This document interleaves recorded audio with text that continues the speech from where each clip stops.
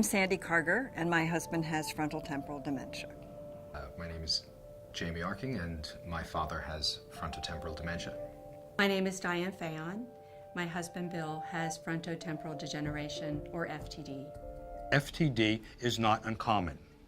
It is the second most common neurodegenerative condition, and among individuals with a younger age of onset, it is as common as Alzheimer's disease. FTD presents in two different ways. One way is as a disorder of behavior and personality, and a second is as a disorder of communication, something that we call aphasia, where there's a problem with speech and language. At the Penn FTD Center, we have a compassionate, multidisciplinary team working towards finding a diagnosis, a treatment, and a cure for this debilitating disease. Bill was diagnosed in November of 2009, but of course we knew something was wrong 2 to 3 years at least before that.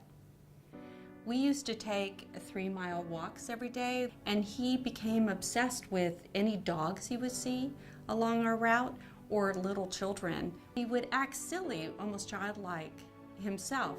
He would talk to strangers, and it was out of the ordinary for him to be overly friendly in that way. So that was one of the first memories I have of knowing something's wrong. He was a high school science teacher.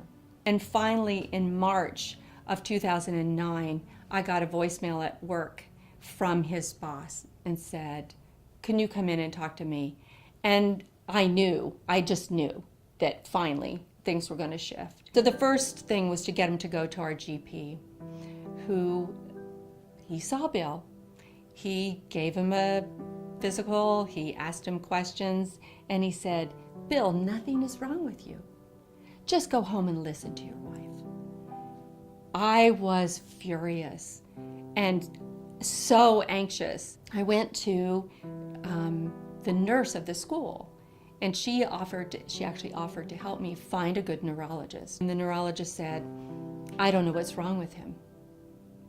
So this is crushing again. There's no answer. So we finally got to the Penn FTD Center and saw Dr. Grossman, and he diagnosed him with FTD.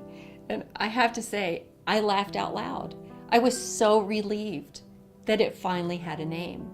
Many patients who come to the FTD Center have seen several doctors before and have had many tests, and this is because part of the definition of this disease is a progression or change over time, and it can be very frustrating for patients early in the disease course where a spouse or family member may notice the patient's just not themselves, but there needs time for the disease to progress and manifest before it can be clinically detected. When a patient first comes to the FTD Center, we obtain a complete medical history along with a physical and neurological examination. We use paper and pencil and computerized tests to evaluate cognitive abilities. We also use questionnaires and caregiver interviews to assess behavioral problems that are common in FTD. My husband was officially diagnosed with FTD, I'd say about 8 years ago. The thing that impressed me so much was that in the first initial interview, Dr. Grossman spent, I think, probably an hour and a half or more talking with Bob. I had MRIs. He didn't look at the MRI initially. He did the interview, did his cognitive testing. The very end, he said, "I think I know what this is. Let me see the MRI." He put the MRI up, was right there. I was like a deer in the headlights. At that point, I was told, get your affairs in order. We can't tell you what this is going to look like. I can give you sort of a ballpark explanation of what you might go through. So it was very, very frightening. And then it was very sad. It was extremely sad to think that this man was losing before my eyes very gradually who he is, who he was. I think as I look back, I keep cycling through those feelings. They're never resolved. I'll get to a point and I'll think, "Oh, I'm through the grief process," or "I'm through being frightened. I'm finished with that. I'm going to move on now. I've accepted it." It doesn't happen because the loss is incremental. And as you go through each loss, you sort of automatically revisit all of those feelings all over again. It's changed our lives in terms of what I think about the future. I have found myself becoming much more centered on one day at a time. And it's changed the freedom of, say, as a caregiver, my thinking and what I can do, and what I thought when I retired we would both do together. The other thing that has changed is certainly our inability to travel on big trips. I try to keep things extremely structured because things work better that way, but I have to be careful planning things. How much can we do in a day, or how much can he do in a day? I think the biggest challenge for FTD treatment is getting the support and resources to caregivers. The brunt of this disease falls solely on those closest to the individual with the disease, unfortunately, and it is very difficult to navigate the healthcare system and obtain the types of resources to give structure to a patient's day-to-day life and to help a caregiver keep a patient safe and cognitively stimulated. I think the FTD Center was the key in helping me move forward.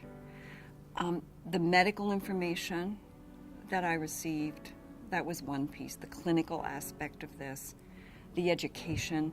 So in the Penn FTD Center, we spend a lot of time talking to patients and families about their symptoms, treatment, and prognosis. And I think that this allows the patient and the family to have the knowledge to be able to make informed decisions about their care. One of the ways that we educate caregivers on a larger scale is through our annual caregiver conference. So some of the topics include basic science information. We talk about new research findings. We talk about things like new diagnostic technologies. Most importantly, I think for the caregivers, this is an opportunity to meet other caregivers, to share stories about the caregiving experience. If I look back to that first conference I went to 8-9 years ago, compared with the last conference last summer, there's a world of difference in the knowledge. That's not happening everywhere. We are just so lucky that it's here. FTD is inherited in about 20% of cases, so you can imagine that families are often concerned about the risk for their children. If there is a concern for an inherited form of FTD, we have a genetic counselor who can talk to the family about options for genetic testing. My father was diagnosed with FTD in June of 2013. So Penn offers genetic testing for this disease. And after my father's diagnosis, I needed to know whether or not I had the same mutation as my father. The process through Penn was quite easy. You meet with a genetic counselor. She explains that just because you have the mutation does not mean that you are definitely going to come down with FTD. Are you sure you want to know? Because this is, once you know, you cannot take back that information. My blood was drawn, and you're sent home, and you come back, I think a month later,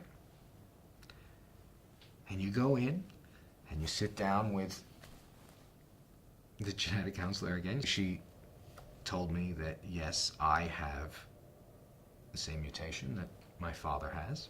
While I thought that it would not be a problem to know it, it was one of the most difficult things for me to hear.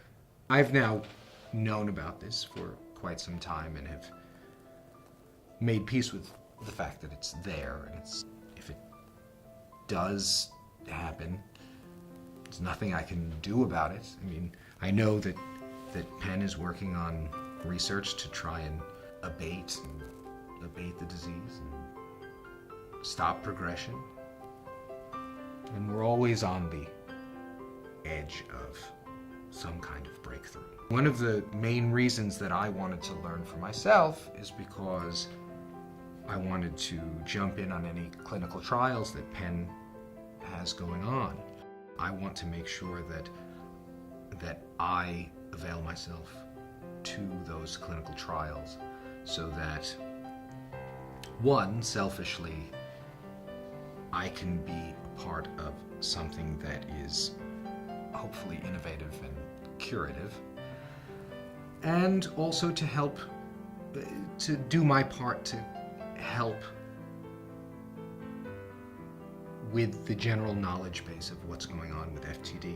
And Penn is an important part in in that growth of knowledge towards hopefully an FTD cure. Even though for my husband and a lot of the people that I know that are in my group, the cure is probably not going to be there in time. Someday it will be. And just knowing that, it's really hard for me to describe the hope and the comfort that comes from knowing that this gigantic body, this pool of people from all sorts of disciplines are working so hard on this effort. We are pursuing different methods for identifying biomarkers of disease. This includes using different imaging methods like MRI imaging and PET imaging, and doing different types of genetic testing, different biofluid biomarkers that include cerebrospinal fluid and blood. And we're interested in relating all of these to the proteins that are causing an individual's disease. About 85% of patients seen in the FTD Center choose to participate in the research program, and of those, about 40% of them choose to participate in the brain donation program. This is a very valuable donation because it allows us to determine the gold standard of what was causing an individual's disease so that we can retrospectively use that data to design better treatments to help the next generation of patients. Dr. Grossman and his entire team has been a resource of knowledge and comfort for me and for my family as we battle this disease. In the support group that I lead, I can tell you countless stories of people who've either moved loved ones here, who have been cared for in other places, or people that just haven't ventured to Penn. People are over-medicated, they're getting the wrong medication. It's a world of difference. The staff at the FTD Center are so kind and understanding and helpful. I feel like I can call them at any moment with questions, and I have, and they've helped me maneuver and navigate this uncharted territory, and I'm just grateful that they're there. It's a lifeline for me.